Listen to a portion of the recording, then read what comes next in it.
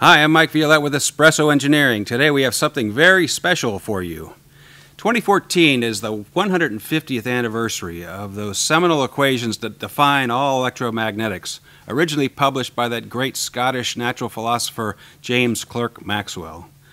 Maxwell was arguably one of the most influential thinkers of the last millennium and published important work on heat, gases, and optics, but is most famous for what we call Maxwell's equations. This year, the 2014 IEEE EMC Symposium is featuring a special section on Maxwell in celebration of this great anniversary. But enough of my yakking. Let's hear from the man himself. Let's see if I can get him on my time travel computer. I'm picking something up. I think he's reciting one of his poems.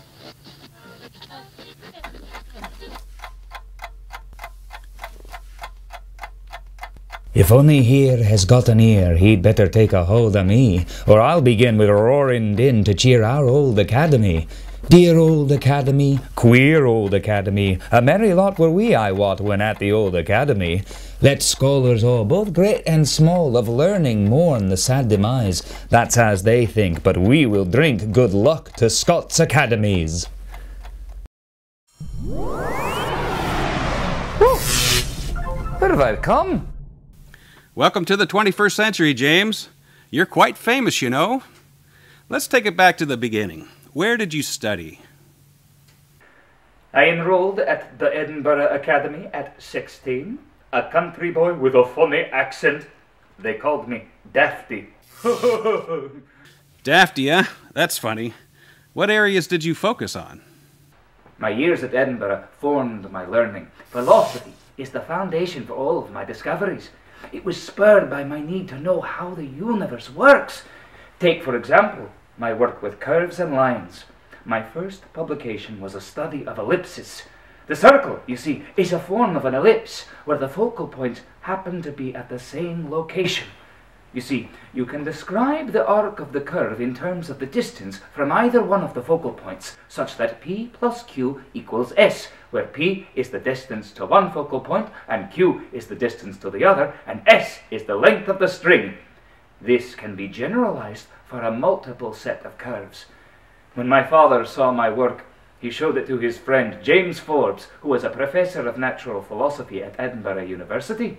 When they looked to see if anyone had produced this notion of curves and lines, they found that René Descartes had discovered this 200 years prior.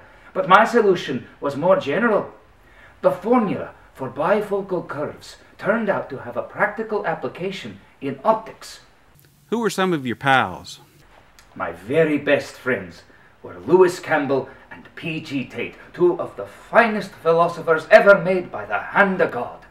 My training was broad and quite theoretical. However, I never gave up on my desire to experiment and would spend as much time as possible in my laboratory.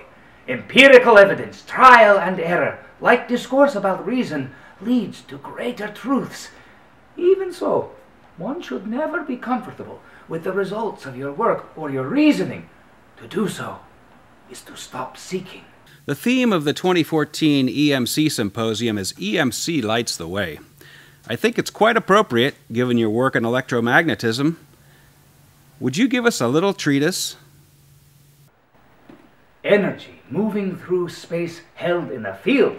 It's all in my treatise. Aye, that paper, that was one of my finest works and led to more investigations.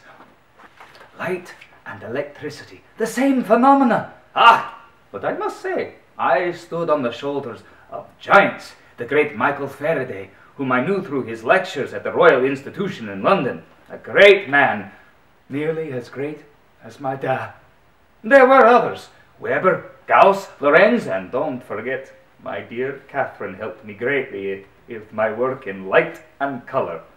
Optics and electricity, the self-same thing.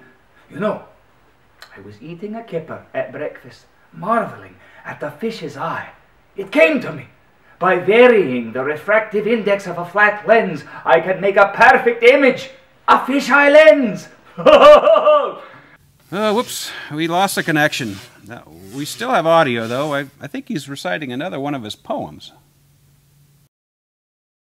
I've got to go. Catherine awaits, and I must be off.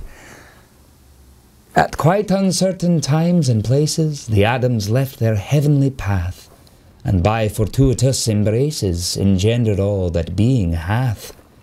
And though they seem to cling together and form associations here, yet soon or late they burst their tether, and through the depths of space career.